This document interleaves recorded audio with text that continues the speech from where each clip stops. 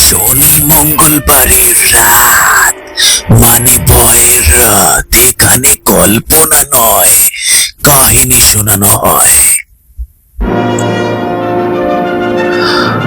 আমাদের ভূতের বাড়ি চ্যানেলের আজ 15তম এপিসোডে আপনাদের সকলকে স্বাগত।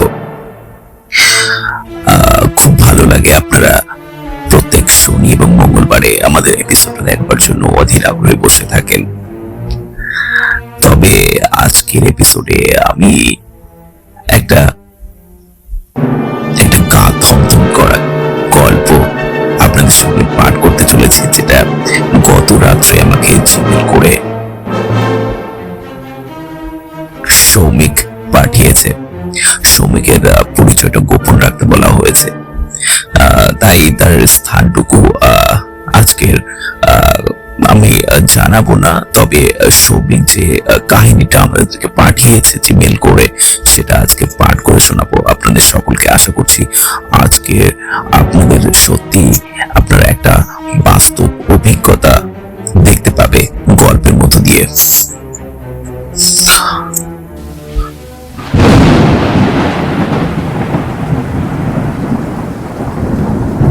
সৌমিক যেভাবে লিখেছে আমি আমার মতন করে জিনিসগুলো বলবো। তো আজকের নিবেদন কবরস্থানের এক রাত। শুরু হচ্ছে কবরস্থানের এক রাত। আমার নাম সৌমিক, পেশায় আমি একজন ফটোগ্রাফার। অদ্ভুত আর নিষিদ্ধ জায়গায় যে ছবি তোলা আমার এক ধরনের শখ বটে।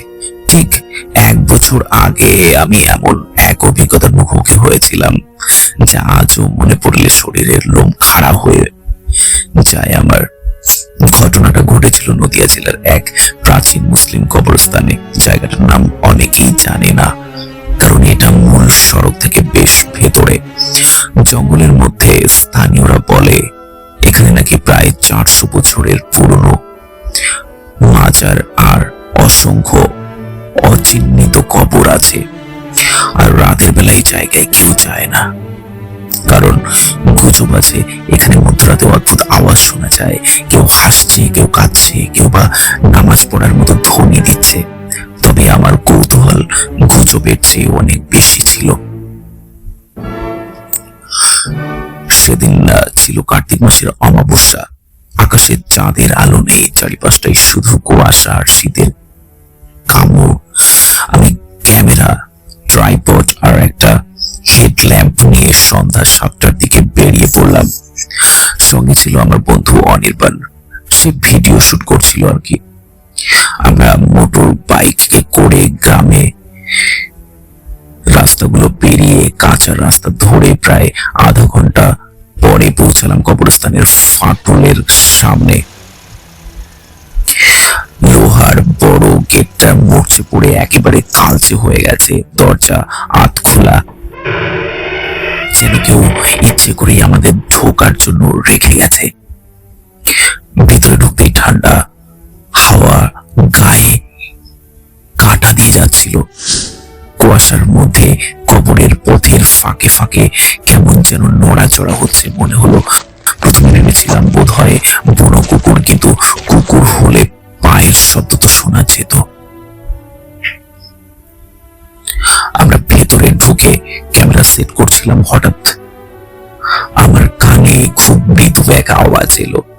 কেউ যেন ধীরে ধীরে আয়াত পড়ছে, কিন্তু আশেপাশে কেউ নেই। অনির্বাণও শুনছে কিনা জানতে চাইতেই সে সোজা বলে উঠল, তুইও শুনেছিস? কারা যেন একসঙ্গে গুনগুন করছে।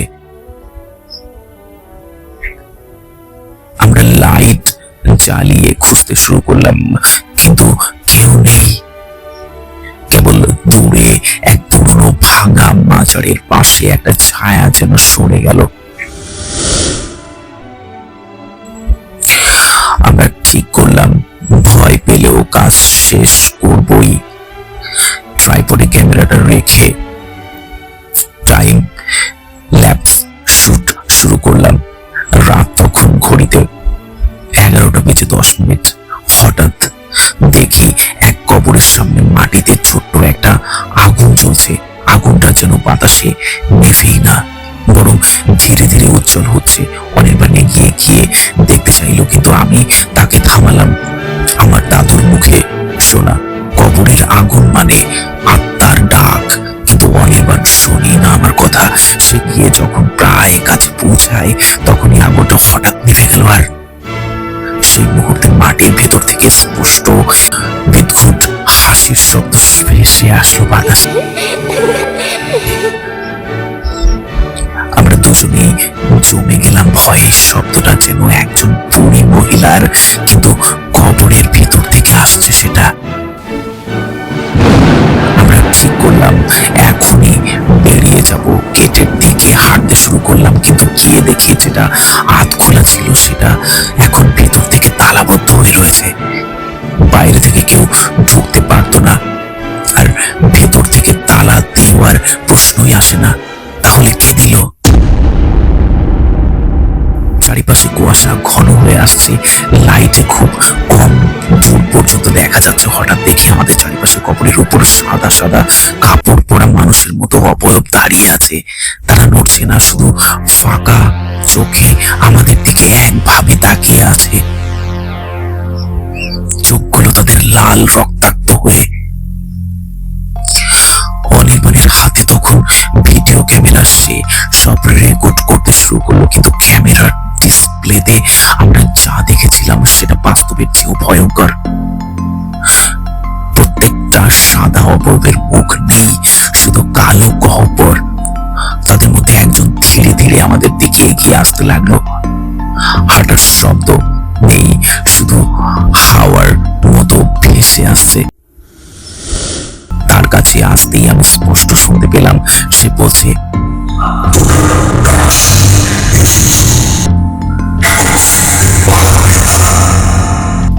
আমরা গা কাঁপতে লাগলো,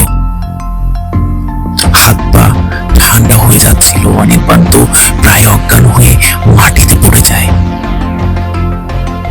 আমরা ভয়ে দৌড়ে গেলাম সেই পুরনো ভাঙা মাচাটার দিকে। হয়তো ভেতরে লুকোতে পারবো, কিন্তু ভেতরে ঢুকে দেখি চারিপাশে মোমবাতি জ্বলছে, আর মাঝখানে রাখা একটা মানুষের খুলির চোখের গহ্বরের ভেতরে যেন লালচে আগুন জ্বলছে।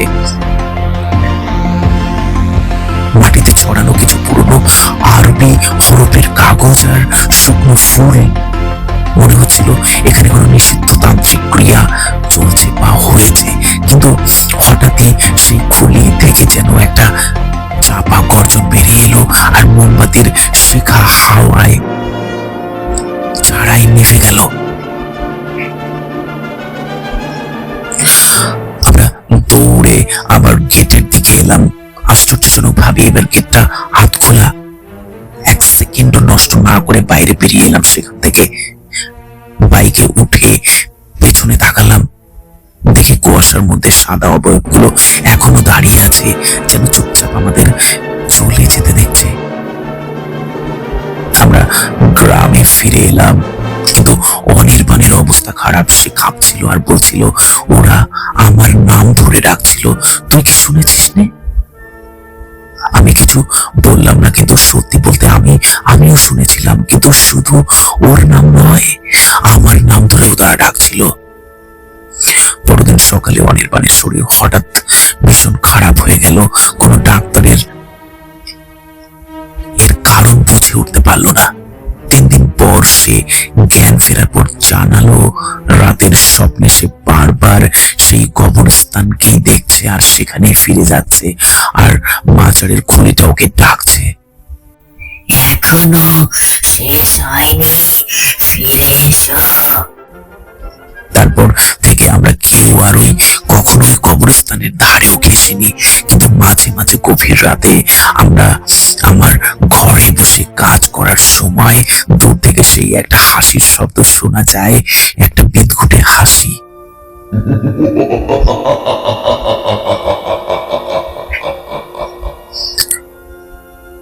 সত্যি কবরস্থান ভীষণ ভয়ানক জায়গা। অনেকে আপনাদের মধ্যে বিশ্বাস করবেন না, কবরস্থানে কি আছে। আপনি কোনো অমাবস্যার রাতে যদি কোনো কবরস্থানে একটা রাত কাটান, তাহলে আপনি বুঝতে পারবেন ভয়টা আসলে কি।